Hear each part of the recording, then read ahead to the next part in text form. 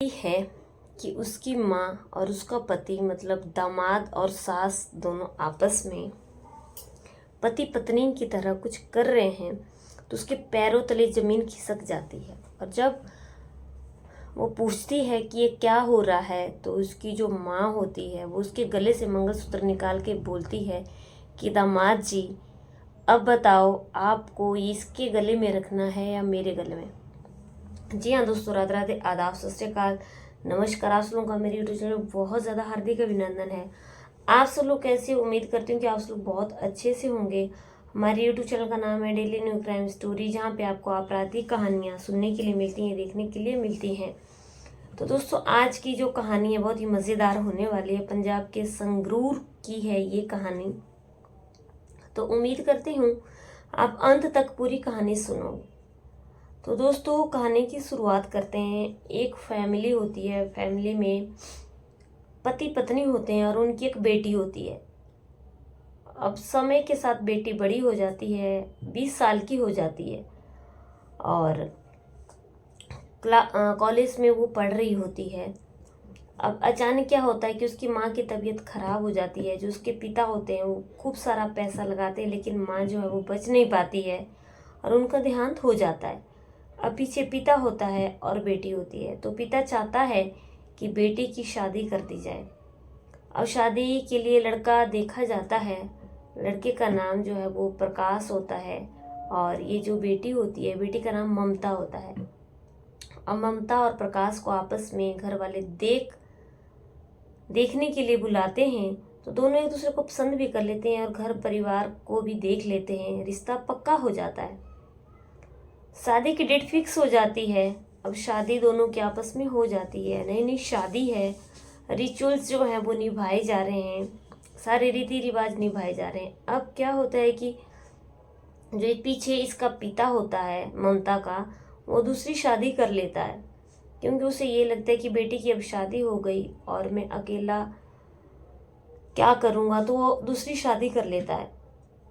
अब इधर ये जो ममता का पति होता है ये कंपनी में प्राइवेट जॉब करता है और शादी के 2 महीने के बाद जो है वो जॉब पे चला जाता है। तो इधर ममता को बहुत बुरा लगने लगता है और वो अपने पति को फ़ोन करके बोलती है कि उसकी नई नई शादी हुई है और वो उसे छोड़ के चला गया, ये बहुत गलत बात है। उधर पति बोलता है कि तुम ऐसा करो, कुछ दिन अपने मायके चली जाओ। अब ये ममता जो है उसका कहना मानती है और अपने मायके चली आती है। जब मायके में आती है तो उसकी सौतेली माँ होती है, उसकी बहुत अच्छी देख रेख करती है। अब फिर भी उसे वहाँ पे अपने पति की याद आने लगती है। तो पति को बोलती है कि ऐसा करो, तुम मेरे मायके ही आ जाओ और मुझे तुम्हारी बहुत याद आ रही है। तो पति बोलता है कि अच्छा, मैं वहीं पे आ रहा हूँ। अब पति जो है उसके मायके आ जाता है और अब इसकी जो सास होती है जब अपने दामाद को देखती है तो उसकी आंखें फटी की फटी रह जाती हैं। इतना लंबा चौड़ा उसका शरीर और काफ़ी स्मार्ट, क्योंकि उसने उसको पहले कभी नहीं देखा होता है। अब वो उसके ऊपर जो है वो फिदा हो जाती है। अब एक दिन क्या होता है कि प्रकाश जो है वो बाथरूम में नहा रहा होता है। उसकी आदत होती है कि काफ़ी टाइम जो है वो बाथरूम में नहाने के लिए लगाता है। उधर ममता भी नहाने लग जाती है, वो दूसरे बाथरूम में नहाने के लिए चली जाती है, लेकिन प्रकाश का टावल जो है वो बाहर रह जाता है। तो वो बोलता है कि ममता, मेरा टावल दे दो। तो उसकी सासू माँ जो है वो आती है और उसका टावल उसको पकड़ा देती है। अब जब वो नहा के बाहर आ जाता है तो बात चलती है कि मैंने टावल बाहर ही छोड़ दिया था, अच्छा हुआ तुमने मुझे टावल दे दिया। लेकिन ममता मना करती है कि मैंने आपको टावल नहीं दिया है। तो वो सोचने लगता है कि टावल किसने दिया है। तो उसकी सास बोलती है कि टावल मैंने दिया था। अब क्या होता है दोस्तों कि इसकी सास जो है उसके ऊपर लाइन मार रही होती है, और क्योंकि उसकी आदत ऐसी होती है नौजवान लड़कों को देख करके उनको फंसाना। अब एक दिन क्या होता है कि वो चाय उसको दे रही होती है और चाय देती बार उसका हाथ पकड़ लेती है और वो अपना हाथ छुड़वा लेता है और अब बात वहीं पे ख़त्म हो जाती है। अब अगले दिन क्या होता है कि जब वो उसको खाना देने जाती है तो ममता का जो पति होता है वो नीचे कमरे में होता है, ममता छत के ऊपर होती है। अब सास जो है वो उसको गंदे गंदे इशारे करने लगती है और कहीं से भी उसको पकड़ने लग जाती है। तो उसको बहुत अच्छा लगने लगता है और वो भी अपनी सास की बातों में आ जाता है। अब रात को जो है वो गर्मी का टाइम होता है अब सब लोग छत पे सो रहे होते हैं, लेकिन उसकी सास जो है वो नीचे सो रही होती है। अब ये जो इसका पति है ये भी छत के ऊपर सो रहा होता है, लेकिन वो नीचे आ जाता है। वो बोलता है कि उसे मच्छर खा रहे हैं। अब सास को मौका बहुत अच्छा मिलता है। सास जो है वो अपने दामाद का दरवाज़ा नॉक करती है, लेकिन ममता जो है वो दोस्तों छत पे ही सो रही होती है। और जैसे ही वो अपने दामाद का दरवाज़ा नॉक करती है, वो अंदर चली जाती है। अंदर चली जाती है, देखती है तो वो अकेला होता है और उसे गलत जगह से पकड़ने लग जाती है। और उसको प्रकाश को भी बहुत अच्छा लगने लगता है और दोनों में जो है वो पति पत्नी की तरह रिलेशंस बनने लग जाते हैं। पूरी रात भर उन लोगों के बीच में यही चलता रहता है। अब उनके बीच में मौका देखते ये दोनों ऐसा करने लग जाते थे और ममता को कान खबर भी नहीं होती है। एक दिन आता है कि करवा चौथ का व्रत होता है। ममता तैयार होकर के छत पे अपने पति का इंतजार कर रही होती है। उसका पति जो है सज धज के उसके पास आ रहा होता है, लेकिन उसकी सास उसको बीच में पकड़ लेती है और कहती है कि कुछ टाइम वो उसके साथ भी बिता ले।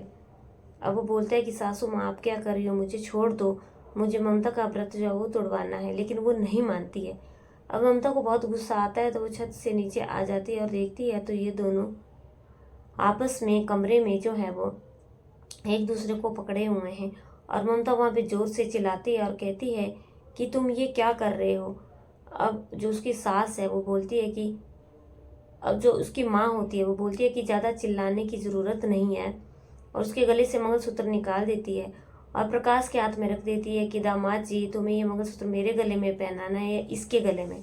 अब प्रकाश जो है मंगलसूत्र लेता है और अपनी सास के गले में बांध देता है। अब उसी वक्त ममता जो है वो अपने ससुराल चली जाती है। ससुराल में जाकर के उसके अपने सास ससुर से उसकी सारी बातें बता देती है। अब सास ससुर अपने बेटे को फ़ोन करते हैं और कहते हैं कि तुम्हें जो है वो तुमने हमारी बेटी बहू को छोड़ दिया, तो अब हमने भी तुम्हें छोड़ दिया और तुम्हारे लिए सारे रिश्तेदार मर गए और तू सबके लिए मर गया और अब तेरा हमसे कोई भी रिश्ता नहीं रहा। अब क्या होता है कि प्रकाश अपने सास के घर में रहने लगता है और मौज मस्ती के साथ दोनों के दिन बीत रहे होते हैं। एक दिन क्या होता है कि ये जो प्रकाश होता है अपनी सास से बोलता है कि उसको जल्दी जगा देना क्योंकि उसे ऑफिस जल्दी जाना है। लेकिन सास के घर के आगे एक पार्क था और सास को आदत थी नए नए लड़कों को देख करके उन पे लाइन मारना। तो वहाँ पे पार्क में दो लड़के घूम रहे होते हैं और सास उनको इशारे कर रही होती है। अब अचानक से प्रकाश पीछे से आ जाता है तो वो उसको बोलता है कि आप ये क्या कर रही हो। तो कहती है कि ये टाइम पास होना चाहिए, कोई बात नहीं। अब प्रकाश जो है वो ऑफिस चला जाता है। अब अगले दिन फिर से यही सीन होने लगता है और प्रकाश जो है वो सोया ही रहता है, उसे वो जगाती नहीं है। सुबह सुबह जो है वो फिर उन लड़कों से जो है वो छत के ऊपर से बात करने लग जाती है। लेकिन प्रकाश जब आता है तो चिल्लाता है और चिल्ला करके ऑफिस चला जाता है। ऑफिस जाता है तो उसके बॉस जो है वो उसको कहते हैं कि तुम ड्यूटी पे लेट आए हो और बहुत ज़्यादा केयरलेस हो गए हो, इसलिए हम तुम्हें इस जॉब से निकालते हैं। जब प्रकाश घर को आता है तो उसके कमरे से बहुत अजीब सी आवाज़ें आ रही होती हैं। वो कमरे में जाता है तो जो दो लड़के होते हैं और उसकी सास जो है वो सारे बेडरूम पे बैठे हुए होते हैं और आपस में गलती इशारे कर रहे होते हैं और गलत जगह से एक दूसरे को पकड़ा हुआ होता है। तो प्रकाश वहाँ पे बहुत ज़्यादा ज़ोर से चिल्लाता है और अपनी सास को जो है वहीं पे छोड़ के चला जाता है और कहता है कि मुझे तुम्हारे साथ नहीं रहना है। और उसकी सास भी बोलती है कि मुझे तुम्हारे साथ नहीं रहना है और मैं तुम्हारे अंडर में नहीं हूँ, मेरी जैसी ज़िंदगी है मैं वैसे ही जीऊँगी। अब प्रकाश अपने घर चला जाता है, लेकिन उसके माता पिता उसकी पत्नी उसको एक्सेप्ट नहीं करते हैं और कहते हैं कि तू जहाँ से आया है तो वहीं पे ही रह, तेरा हमारे साथ कोई भी रिलेशन नहीं। अब प्रकाश बहुत ज़्यादा दुखी होता है। अब वो ना इधर का रहा ना उधर का रहा। दोस्तों इस कहानी से हमें क्या सीख मिलती है? इस कहानी से हमें यही सीख मिलती है कि इंसान को अपने मान मर्यादा में रहना चाहिए। प्रकाश जो है वो अपने मान मर्यादा में नहीं रहा और वो भूल गया कि उसकी सास जो है वो माँ के समान होती है। अगर सास उसके साथ गलत कर रही तो प्रकाश को अपनी मान मर्यादा में रहना चाहिए था।